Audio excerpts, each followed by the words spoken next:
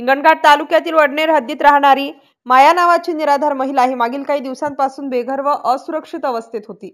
सदर निराश्रित महिलेला बुटीबोरी येथील पुनर्जन्म आश्रमात आधार मिळाला आहे। ही महिला वडनेर गावातील टेंभा चौक परिसरात दिवस काढत होती।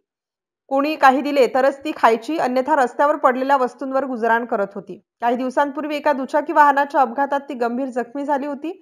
वडनेर पोलीस स्टेशनचे ठाणेदार लक्ष्मण लोकरे यांनी तात्काळ महिला पोलीस कॉन्स्टेबल खुशबू गोडघाटे यांच्या मदतीने तिला सेवाग्राम रुग्णालयात उपचारासाठी पाठवले। मात्र अपघात व भीतीमुळे तिने वडनेर गाव सोडले आणि चांदणी धाबा पोहना नॅशनल हायवे क्रमांक 44 परिसरात राहू लागली होती।